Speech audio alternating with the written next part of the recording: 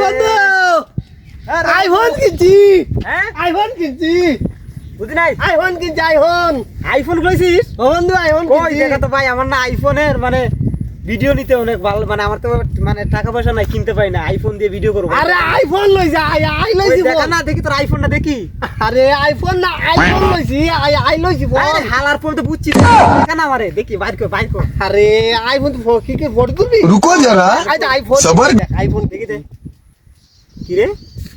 এটা iPhone I তো কইছি বোকা তো আইফোন কিনছি এটা তো স্যামসাং আই বলছি না